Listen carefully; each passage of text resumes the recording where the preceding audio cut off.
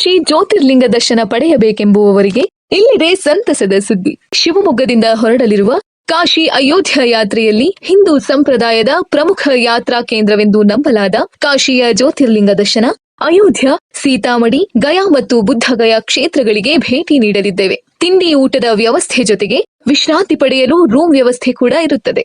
ಜೊತೆಗೆ ಈ ಯಾತ್ರೆಯಲ್ಲಿ ಅನುಭವವುಳ್ಳ ಗೈಡ್ಗಳು ಕೂಡ ನಮ್ಮ ಜೊತೆ ಪ್ರಯಾಣಿಸಲಿದ್ದಾರೆ. ನೀವು ಕೂಡ ಈ ತೀರ್ಥ ಕ್ಷೇತ್ರಗಳ ದರ್ಶನ ಪಡೆಯಬೇಕೆಂದರೆ ಹಿಂದೆ ಕರೆ ಮಾಡಿ.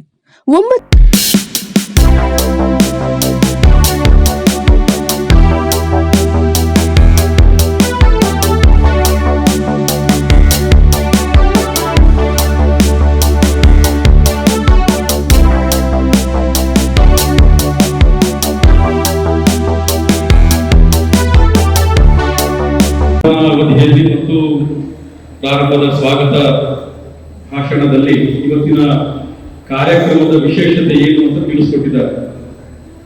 ಇವತ್ತಿನ ಕಾರ್ಯಕ್ರಮದ ವಿಶೇಷತೆ ಏನು ಹೇಳ್ಬೋದಾದ್ರು? ಇವತ್ತೇನು ಕಾರ್ಯಕ್ರಮ ನಾವಿಲ್ಲಿ ಮಾಡ್ತಾ ಇರೋದು ಎಲ್ಲ ಒಟ್ಟಿಗೆ ಹೇಳ್ಬೇಕು, ಜೋರಾಗಿ ಹೇಳ್ಬೇಕು. ಏನ್ ಕಾರ್ಯಕ್ರಮ? ಗುರುಪೂರ್ಣಿಮೆ. ಜಗತ್ತಿನಲ್ಲಿ ಮನುಷ್ಯರಾಗಿ ಹೋಗ್ಲಿಕ್ಕೆ ಭಾರಿ ಪುಣ್ಯ ಮಾಡಿರ್ಬೇಕು. ಅದರಲ್ಲೂ ಭಾರತದಲ್ಲಿ ಹೋಗ್ಲಿಕ್ಕೆ ತುಂಬಾ ಪುಣ್ಯ ಮಾಡಿರ್ಬೇಕು. ನಮ್ಮ ದೇಶದಲ್ಲಿ ಹಿಂದೂವಾಗಿ ಹೋಗ್ಲಿಕ್ಕೆ ಇನ್ನೂ ಕೂಡ ಪುಣ್ಯ ಮಾಡಿರ್ಬೇಕು. ನಮಗೆ ಪ್ರತಿದಿನವೂ ಹಬ್ಬ. ಹೋಗಿ ವರ್ಷದಲ್ಲಿ ಒಂದ್ಸಲಿ ಆಷಾಢ ಬರುತ್ತೆ, ಮಳೆಗಾಲ ವಿಪರೀತ. ಇಲ್ಲಿ ಹಬ್ಬಗಳು ಇಲ್ವಾ ಅಂದ್ರೆ ಇಲ್ಲೂ ಹಬ್ಬಗಳಿವೆ. ತೀರ್ಥಕ್ಷೇತ್ರಗಳು ಈಗಲೂ ಕೂಡ ತುಂಬಾ ರಶ್ ಇದೆ. ಮೈಸೂರಿನಲ್ಲಿ ನಾವು ಟಿವಿಯಲ್ಲಿ ನೋಡಿರ್ಬೋದು. ಈ ಆಷಾಢ ಹುಣ್ಣಿಮೆ ಇವತ್ತಿನ ದಿನ ಗುರುಪೂರ್ಣಿಮೆಯಾಗಿ ಇಡೀ ಭಾರತ ಮತ್ತು ಅನೇಕ ಭಾರತದ ಹೊರಗಿನ ದೇಶಗಳು ಕೂಡ ಆಚರಣೆ ಮಾಡುತ್ತೆ. ಅದಕ್ಕೆ ಪೌರಾಣಿಕ ಹಿನ್ನೆಲೆ ಇದೆ. ವ್ಯಾಸ ಮಹರ್ಷಿಗಳ ಹೆಸರು ನಾವೆಲ್ಲ ಕೇಳಿರ್ಬೋದು. ಏನ್ ಹೆಸರು? ಭಗವಾನ್ ವೇದವ್ಯಾಸರು. ಹೇಳಿ ಒಂದ್ಸಲಿ. ವೇದವ್ಯಾಸರನ್ನ ನಮ್ಮ ಪರಂಪರೆಯಲ್ಲಿ ಆದಿಗುರು ಅಂತ ಕರೆದು. ಏನಂತ ಕರೆದು? ಆದಿಗುರು ಅಂತ ಕರೆದು. ಬ್ರಹ್ಮನ ಮಾನಸ ಪುತ್ರರು ವಸಿಷ್ಠರು. ವಸಿಷ್ಠರ ಮರಿಮಗ ಯಾರು ಅಂದ್ರೆ ವೇದವ್ಯಾಸ. ಪರಾಶರ ಮತ್ತು ಸತ್ಯವತಿ ದಂಪತಿಗಳಿಗೆ ಹುಟ್ಟಿದಂತಹ ಮಗು ಈ ಕೃಷ್ಣ ದ್ವೈಪಾಯನ ಅಂತ ಅವರ ಹೆಸರು ಮೊದಲಿಗೆ. ನಂತರದಲ್ಲಿ ಭಾಗ ಹೇಳಿದಾಗೆ ವೇದಗಳನ್ನ 4 ಭಾಗಗಳಾಗಿ ವಿಂಗಡಣೆ ಮಾಡ್ತಾರೆ. ವೇದಗಳು ಗೊತ್ತಾಗ ನಮಗೆ ಯಾವ್ದು ಹೇಳ್ಬೋದು? ಒಂದ್ಸಲಿ ಹೆಸರು ಯಾವುದು ವೇದಗಳು? ಹೇಳಿ ಹೇಳಿ. ಋಗ್ವೇದ, ಯಜುರ್ವೇದ, ಅಥರ್ವಣ ವೇದ, ಸಾಮವೇದ. ಈ ತರ 4 ವೇದಗಳಾಗಿ ವಿಂಗಡಣೆ ಮಾಡ್ತಾರೆ. ಅದಾದ್ಮೇಲೆ ಬ್ರಹ್ಮಸೂತ್ರಗಳನ್ನ ರಚನೆ ಮಾಡ್ತಾರೆ. ಮಹಾಭಾರತದ ರಚನೆಯನ್ನು ಮಾಡ್ತಾರೆ. ಅದಾದ್ಮೇಲೆ ಅವ್ರಿಗೆ ಯಾಕೋ ಇನ್ನೂ ಸಮಾಧಾನ ಆಗೋದಿಲ್ಲ. ಮಹಾಭಾರತ, ಕುರುಕ್ಷೇತ್ರ, ಯುದ್ಧ ಇದೆಲ್ಲದೂ ನೋಡ್ತಿರ್ತಾರೆ. ಹಾಗಾಗಿ ಅವರಿಗೆ ಕೃಷ್ಣನ ಮೇಲೆ ಭಾರಿ ಒಲವು. ಹಾಗಾಗಿ ಭಾಗವತವನ್ನು ರಚನೆ ಮಾಡ್ತಾರೆ. ವಿಷ್ಣು ಪುರಾಣ, ಶಿವಪುರಾಣ, ಗರುಡ ಪುರಾಣ, ಈ ರೀತಿ 18 ರೀತಿಯ ಪುರಾಣಗಳನ್ನು ರಚನೆ ಮಾಡ್ತಾರೆ. ಯಾರು ಯಾರು ಜೋರಾಗಿ ಹೇಳ್ಬೇಕು. ವೇದವ್ಯಾಸ 18 ರೀತಿಯ ಪುರಾಣಗಳನ್ನು ರಚನೆಯನ್ನು ಕೂಡ ಮಾಡ್ತಾರೆ. ಇಷ್ಟೆಲ್ಲ ಜ್ಞಾನದ ಸಂಪತ್ತನ್ನ ಜಗತ್ತಿಗೆ ಕೊಟ್ಟಿದ್ದ ಕಾರಣಕ್ಕೋಸ್ಕರ ಅವ್ರನ್ನ ಆದಿಗುರು ಅಂತ ಕರೀತಾರೆ.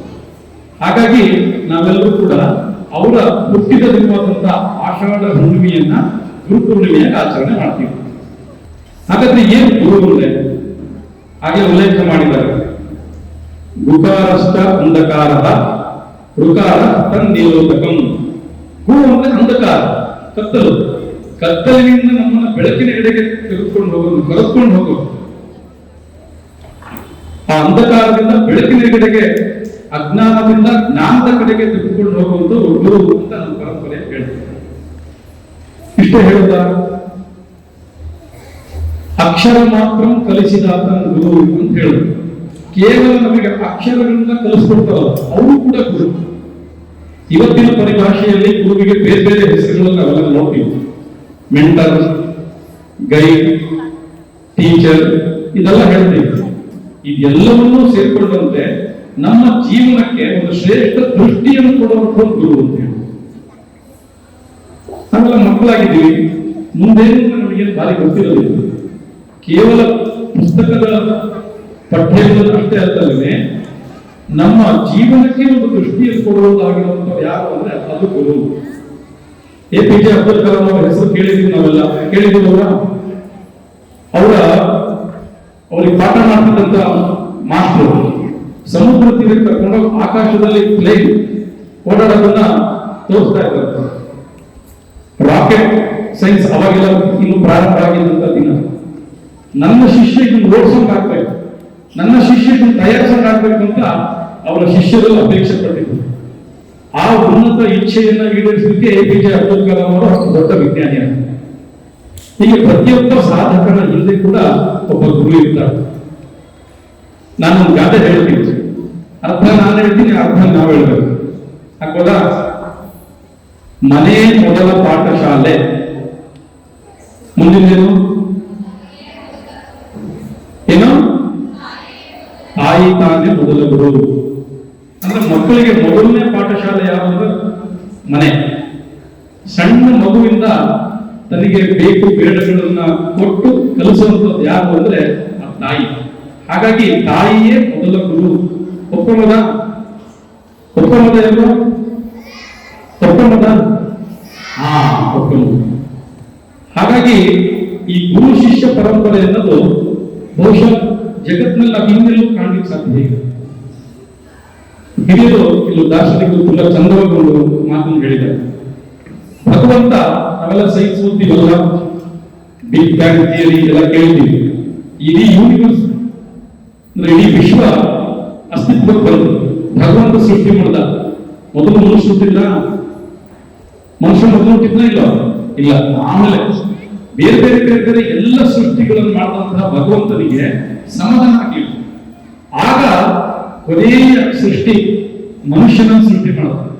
ಅದಾದ್ಮೇಲೆ ಭಗವಂತ ಇದನ್ನು ಸೃಷ್ಟಿ ಮಾಡಿಲ್ಲ, ಆಮೇಲೆಲ್ಲ ಮನುಷ್ಯರು ಮಾಡಿದ್ರು. ಭಗವಂತ ಮನುಷ್ಯನನ್ನು ಸೃಷ್ಟಿ ಮಾಡಿದ, ಭಗವಂತನಿಗೆ ಸಂತೋಷ ಆಯಿತು. ಆದ್ರೆ ಅದಕ್ಕಿಂತ ಹೆಚ್ಚು ಸಂತೋಷ ಆಗಿದ್ದು ಯಾವಾಗ ಅಂದ್ರೆ ಮನುಷ್ಯ ಸಂಬಂಧಗಳನ್ನು ಸೃಷ್ಟಿ ಮಾಡ. ಎಂತೆಂಥ ಸಂಬಂಧಗಳು? ಪ್ರಾಣಿ ಮಾತ್ರದಲ್ಲಿರುವಂತಹ ಸಂಬಂಧಗಳನ್ನ ಮೀರಿದ ಸಂಬಂಧಗಳನ್ನ ಮನುಷ್ಯ ಸೃಷ್ಟಿ ಮಾಡ. ಗಂಡ ಹೆಂಡತಿ, ಮಕ್ಕಳು, ಅಣ್ಣ ತಮ್ಮ, ಇದೆಲ್ಲದೂ ಪ್ರಾಣಿಗಳಲ್ಲೂ ಇದೆ ಅಲ್ವಾ? ಹಸು, ಹುಲಿ, ಕುರಿ ಎಲ್ಲದೂ ಇದೆ. ಕೂಡ ಹುಟ್ಟದವ್ರು ಇರುತ್ತೆ, ಗಂಡ ಹೆಂಡತಿ ಎಲ್ಲದೂ ಇರುತ್ತೆ. ಆದ್ರೆ ಗುರು ಶಿಷ್ಯ ಸಂಬಂಧ ಯಾವುದಿದೆ, ಇದು ಮನುಷ್ಯನ ಸೃಷ್ಟಿ ವಿಶೇಷ. ಇದನ್ನು ನೋಡಿದಾಗ ಭಗವಂತನಿಗೆ ಅತ್ಯಂತ ತೃಪ್ತಿ ಆಯಿತು ಅಂತ ಹೇಳ್ತಾರೆ. ಅಂದ್ರೆ ಆ ರೀತಿಯಾದಂತಹ ಸಂಬಂಧಗಳನ್ನ ಸೃಷ್ಟಿ ಮಾಡಿದ ಮನುಷ್ಯ. ಈ ಗುರು ಶಿಷ್ಯ ಸಂಬಂಧ ನೋಡಿದಾಗ ಭಗವಂತನಿಗೆ ಖುಷಿ ಆಯಿತು ಅಂತ. ಹಿಂದೂ ಸಮಾಜದಲ್ಲಿ ನಮ್ಮ ಪರಂಪರೆ ಅನೇಕ ಗುರು ಶಿಷ್ಯರ ಸಂಬಂಧಗಳನ್ನು ನಾವು ನೋಡ್ತೀವಿ. ನಾನು ಕೆಲವು ಹೆಸರು ಹೇಳ್ತೀನಿ, ಅವ್ರ ಗುರು ಯಾರು ಅಂತ ನೀವು ಹೇಳ್ಬೇಕು. ಹಾಕೋದ? ರಾಮ ಮತ್ತು ಲಕ್ಷ್ಮಣ ಇವರು ಗುರು ಯಾರು? ಯಾರು ಬೇಕಾದ್ರೂ ಹೇಳ್ಬೋದು. ಯಾರು ಹೇಳುದಿಲ್ಲ? ಜೋರಾಗಿ ಹೇಳಿ. ಯಾರು ಹೇಳಿದ್ದು? ಹೇಳಿ ಜೋರಾಗಿ ಹೇಳಿ. ಮೇದಿನಿ. ವಿಶ್ವಾಮಿತ್ರ ಅಲ್ವಾ? ಹೇಳಿ. ವಿಶ್ವಾಮಿತ್ರ.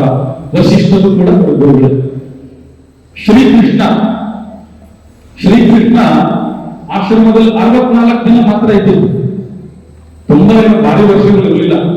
64 ದಿನಕ್ಕೆ 64 ವಿದ್ಯೆಯನ್ನು ತಲುಪಿದರು ಕೃಷ್ಣ ಪರಮಾತ್ಮ. ಯಾವ ಗುರುಗಳು? ಕೃಷ್ಣನ ಗುರು ಯಾರು? ಸಾಂದೀಪನಿ. ಹೇಳಿ. ಅದಾದ್ಮೇಲೆ ಸ್ವಾಮಿ ವಿವೇಕಾನಂದರು, ಅವ್ರ ಗುರುಗಳು ಯಾರು? ಸ್ವಾಮಿ ವಿವೇಕಾನಂದರ ಗುರುಗಳು ಯಾರು? ಹೇಳಬೇಕು ಒಟ್ಟಿಗೆ.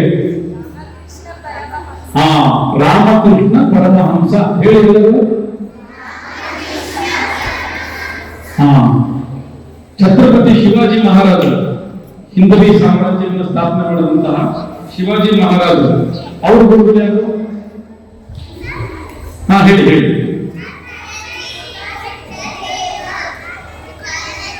ಹಾ, ಅವರು ಶಸ್ತ್ರಗಳೆಲ್ಲ ಕಲಿಸ್ಕೊಟ್ಟ ದಾದಾಜಿ ಕೊಂಡದೇವ. ಸೂಪರ್. ಇನ್ನೊಬ್ಬರು ಇದ್ದಾರೆ, ಸಮರ್ಥ ರಾಮದಾಸರು. ಹೇಳಿ. ಹಾ, ವಿಜಯನಗರ ಸಾಮ್ರಾಜ್ಯ ಕೇಳಿದೀವಿ ನಾವೆಲ್ಲರೂ. ಅದನ್ನು ಸ್ಥಾಪನೆ ಮಾಡಿದವರು ಹಕ್ಕಬುಕ್ಕರು, ಗೊತ್ತಲ್ಲ? ಹಕ್ಕಬುಕ್ಕರ ಗುರುಗಳು ಯಾರು? ಯಾರು? ಹಾ, ಶ್ರೀ ವಿದ್ಯಾರಣ್ಯರು ಅಲ್ವಾ? ಹೀಗೆ ನಮ್ಮ ಇಡೀ ಪರಂಪರೆಯಲ್ಲಿ ಯಾರೆಲ್ಲ ಮಹಾಪುರುಷರಿದ್ದಾರೋ ಅವರೆಲ್ಲರಿಗೂ ಕೂಡ ಒಬ್ಬ ಗುರು ಇದ್ದಾರೆ. ಆ ಗುರುವಿನ ದರ್ಶನದಿಂದ, ಆ ಗುರು ತೋರಿದ ದಾರಿಯನ್ನ ಫಾಲೋ ಮಾಡಿದ ಕಾರಣಕ್ಕೆ, ಅದನ್ನ ಅನುಸರಿಸಿದ ಕಾರಣಕ್ಕೆ ಅವರೆಲ್ಲರೂ ಒಳ್ಳೆ ಸಾಧಕರಾದರು. ಆ ತರದ ಗುರು ಪೂರ್ಣಿಮೆ ಇವತ್ತು. ಹಾಗಾಗಿ ನಮ್ಮ ಜೀವನದಲ್ಲೂ ಕೂಡ ಮುಂದೆ ಒಂದು ಗುರಿ ಇರಬೇಕು. ಅದನ್ನ ಸಾಧಿಸಲಿಕ್ಕೆ ಬೇಕಾಗಿರುವಂತಹ ಮಾರ್ಗದರ್ಶನ ಮಾಡುವಂತಹ ಒಬ್ಬ ಗುರು ನಮ್ಮ ಹಿಂದೆ ಕೂಡ ಇರಬೇಕು. ಆಗ ನಾವೆಲ್ಲ ಒಳ್ಳೆ ಸಾಧಕರಾಗ್ತೇವೆ.